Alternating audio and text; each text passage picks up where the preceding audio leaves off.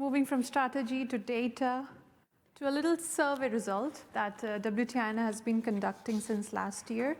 So as part of our own product development and understanding where the industry is, last year we embarked on a journey to, okay, let's see if we can map where the textile and apparel sector is in comparison to other industries, because we were seeing a lot of surveys coming from PwC, McKinsey, Business of Fashion, talking about what's happening at the fashion side or what's happening at the core automotive industry side or core industrial manufacturing side, but nobody was talking about what's happening with actual textile producers or machinery guys within the textile sector, of how they are embarking on this digitalization journey. So this is the report from last year, which was published, I think, September last year, where we had surveyed around 250 plus independent businesses and individuals within the textile and apparel manufacturing value chain.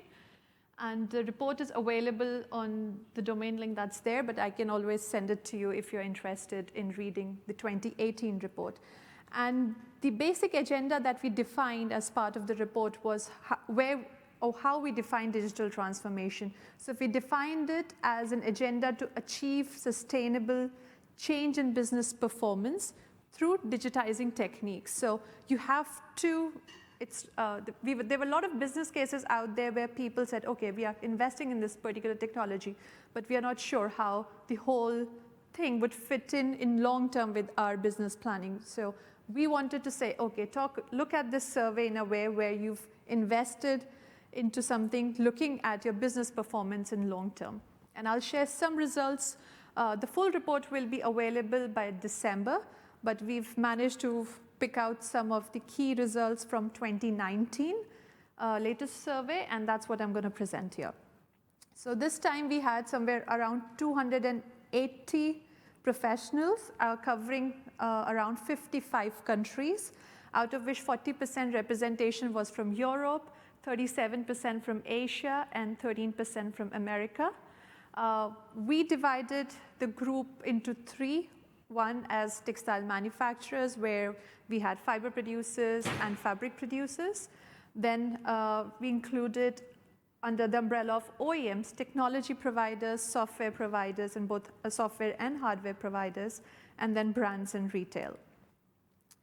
So the overall respondent profile looks something like this, just to give you an idea of who's responded to this survey. So we can see more than 50% of the respondents are decision makers within the value chain, and there is almost around above, like 13% of the businesses have revenue above $500 million, and there's a big chunk of 40% businesses which have revenue stream within less than 5 million.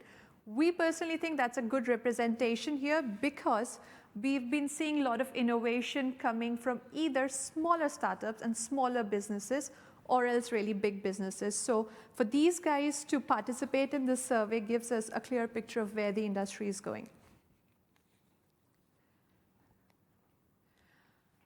This is the key slide, and I'll talk about it probably for the next 10 minutes, of what we think are the key findings from the survey. So the first one was around the necessity rather than the future. So when I say this, the industry has started to believe that digital transformation, or to start with, digitizing and then digitalizing, is key for their success.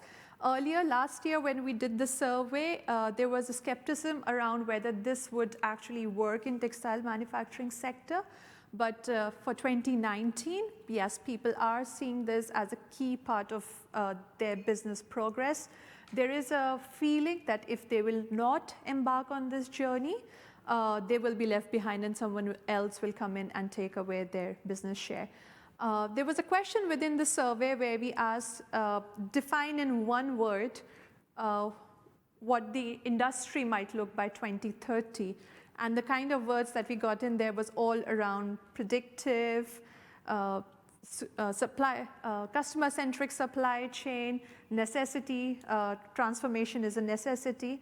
So there were all 280 responses, and what we did, we used the natural language programming tool by Microsoft, from Microsoft? IBM, sorry, and put those answers into that tool to analyze what the sentiment is, what are people thinking about this, this transformation. So the industry sentiment looks very positive. It's come somewhere around 0.56, whereas last year when we did the survey, the sentiment was around 0.29, 0.3. So yes, there's more positivity towards this, and there are more businesses who are willing to invest in digital transformation. The second key finding was around connected devices dominate the investment to date. There was a question around what are the key technologies that you might be interested in investing in. And the top one was connected devices, followed by IoT, and then in synchronizing bills of materials. Whereas in 2018, majority of the producers said they wanted to invest in smart robotics. So I think last 12 months have been an eye-opener for everyone that smart robotics is there, but there's still a long way to go to where it can be incorporated into the factories and make the processes smoother. But yes, everybody is thinking about, majority of the audience is thinking about connected devices at this point in time.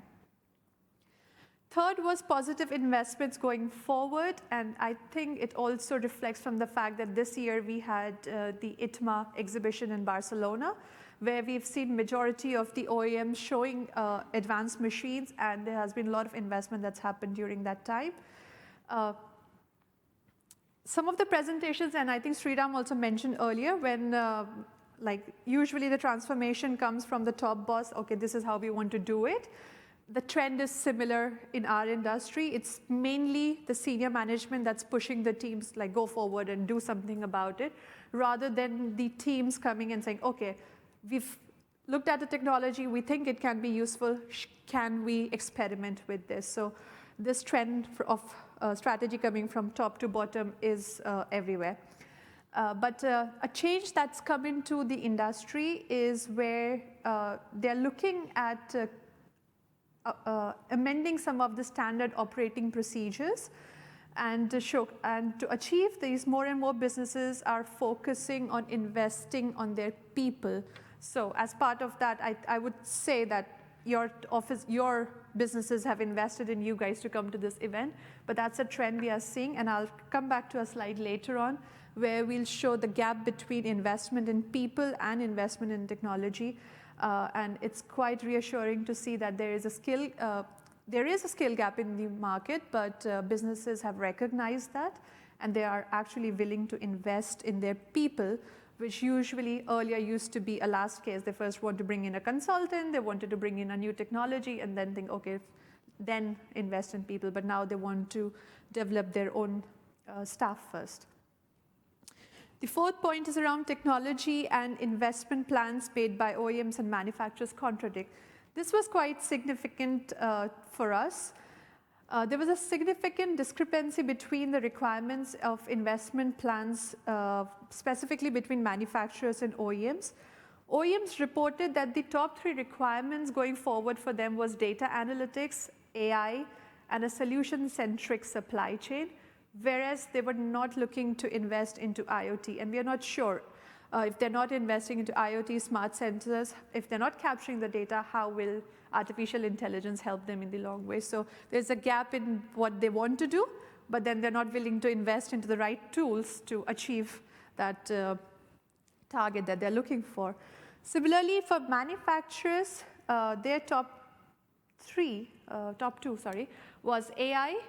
58% wanted to look at that technology, and then 56% willing to look at smart robotics, whereas their top priority for investment right now is smart sensors, which I think is quite good.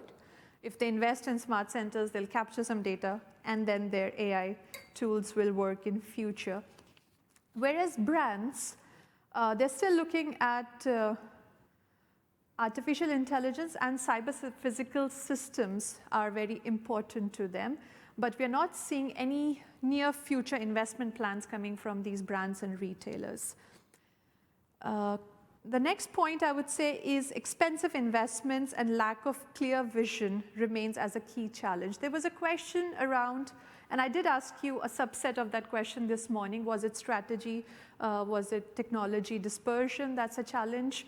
But majority of them said lack of clear vision coming from the top management was a problem.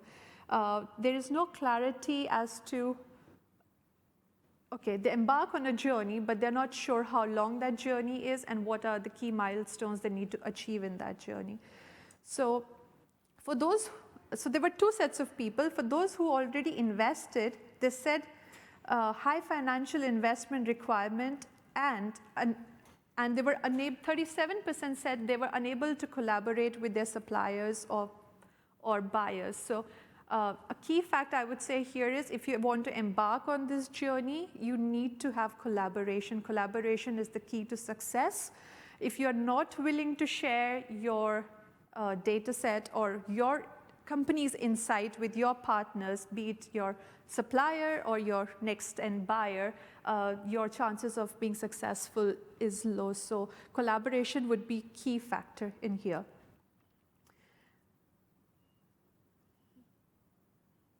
This, the other important point was there was lack of skilled professional labor, but then we've seen that they've overcome that challenge by investing in their people. The last key finding, I would say, decline in tangible gains. And there was a question to understand what their financial impact of digitalization has been. And for 44% of the respondents, they have reported that digital transformation has made a positive impact on operating cost. 36% reported that their profitability has remained same. There has been no deviation in their profitability. And 29% have reported increase in profits. While overall the result is positive considering the high cost of initial investment compared to last year, but if you look at all the parameters of financial impact, they are saying they're currently not seeing much of financial impact in the business. There was a question around when do you see return on investment, and the gentleman from Korea did ask Sriram what your expectation is. You said 2 years, you said 6 months. Very true. The survey results showed us that. From Europe, the expectation of return of investment is 24 months onwards, but in Asia, the return of investment was 12 months maximum. And when we did the same results last year for America, the return of investment was 18 months maximum. If it doesn't show results in 18 months, change the strategy or change something new. So I think digital transformation might not work that way. You probably need to keep going after it for a few years till when you'll see the return on investment. But yes, that's a mindset change that is probably required if you want to embark on this journey.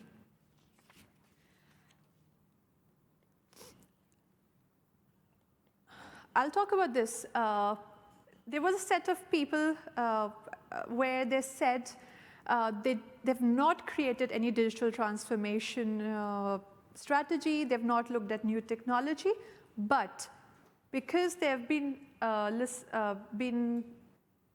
pushed by their suppliers or customers, they are looking to invest into some or the other form of digitalization tool or technology in next 24 months. So compared to 2018, this is a change. 2018, 90% of the people who had not embarked on the journey were saying, okay, they're going to embark on this journey after 5 years, seeing what's happening in the industry. But I think the transformation is happening faster, so more people have now said, okay, no, in next 12 to 14, 24 months, they will join the journey. This is a data analytics continuum, which is quite interesting when you compare it to what was it in 2018 and 2019. The top green, like the first green, darker green bar is about predictive, followed by real time and then retrospective. And when I drill down into this data set and try to find out who's doing what, manufacturers have invested the most. 50% more manufacturers are investing towards going towards predictive data analytical capabilities, whereas brands, they still feel they are at the retrospective spectrum, but they're not clear what they actually need. They're saying people are talking about supply chain transparency, people are talking about linking digitalization with the customer end, but they're not clear which technology or tool they need. So there is a bit of education that is required. So anyone who's supplying solutions to that side of the industry, there's a chance for you that you could utilize this gap in the market. Can we do the Mentimeter, please? This is something I would like you guys to, participate in.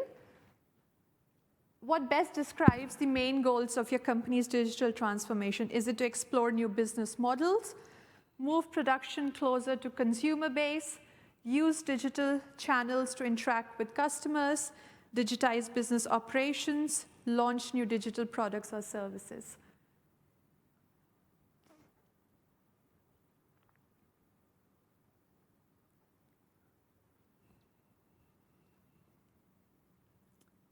If you're not logged in, just go on to menti.com and your code is 552538.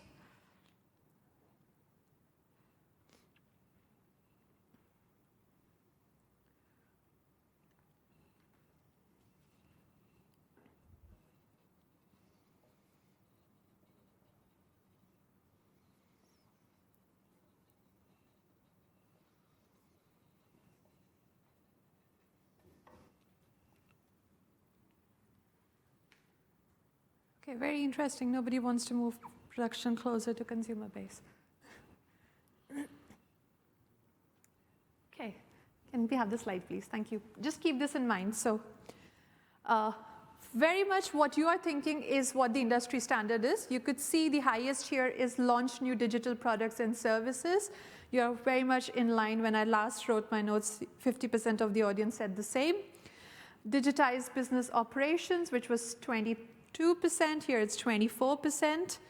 Use digital channels to interact with customers. Okay, we don't have that. Then explore new business models, 13%, and we had that 22% or something. Move production closer to consumer base. Only 4% said they're planning to do that. And here in our room, 0%. Nobody said they're planning to do that, which is fair enough. I think there is a lot of talk that production will move closer to consumer, but that's not going to happen in the next 10 years. That's probably going to take a long, long time for this transition to happen and the whole supply chain to change. So if you're looking at any other business goals, I think you're in the right direction because that's where the industry is going forward, and you're probably on the right path here. I talked about the investment in people and skill gap earlier. In 2017, when we did our first event here in Amsterdam under the umbrella of Textile 4.0, we had one of our speakers called Yves Simon Gloy, and at that point in time, he was doing a research called Sociotex, which is for the German government to understand what would be the impact of digitalization on textile mill workers. Will they lose their jobs? Will it impact on, the skill gap that is there? And he came up with a vision, or I would say he came up with a prediction here that the staff requirement will remain the same, but your operators will probably become problem solvers. You'll have to upgrade their skills. And we've seen that happening in case, we got an example on day one from Hugo Boss Joachim, that all their operators can see what they're doing, and they can also judge of where they have gone wrong and enhance their skills. So they're no longer just closing their eyes, okay, I have to come here, do my 8-hour shift and go home. But they're actually thinking about what they're doing, the impact of their work on the business. So they're turning more from operators to problem solvers. And that's where investment in people come. Almost 62% of the businesses are saying they're willing to invest. And in this number, 50% are manufacturers, which was not the case earlier. They were not thinking of doing this, but now that's one of their priorities. Some of the structural changes that is happening in the industry, and the best one I would say here is to look at the modified business structure. Businesses are now moving from transactional approach to relationship building approach, be it with their suppliers or their customers, and that's a very positive thing to happen because you work collaboratively, and that's where the growth is. And the other one would be forming cross-functional teams, which was again mentioned by Hugo Boss and then Julianne yesterday when she made a presentation on how the team structure should be. I'll close this presentation with this comical representation of a hype cycle, I would say, in a way. You might go through all these phases when you are embarking on this journey. You'll probably have a denial mode. No, nothing is going to change in my business because of this. Everything is fine. But then you'll see somebody else doing something, and you'll be like, oh, we need to do at least something. We need to no offense to any digital printers here or anything. My competitor is investing in a digital printing machine. I need to invest in one. You might get into that mode. But then it might not be the right investment for you. Probably you needed to invest in something else. And you'll have that moment of depression, that what's happening in my business. And then you say, oh, who made that decision? Okay, XYZ got this machine, chuck him out. Can be your CEO, can be your CTO. So you might go through all of these emotions during this journey, but it is where you need to be consistent, I'll repeat again, and you need to work with not just the top management, but this is a journey where you need to take your workers and your top management together, then only you can be successful. If it's just the top 5% of the business talking about it, then it's not going to be a successful transformation. Thank you so much. And the results will be available in December, so if you need a copy, please drop me an email. Thank you.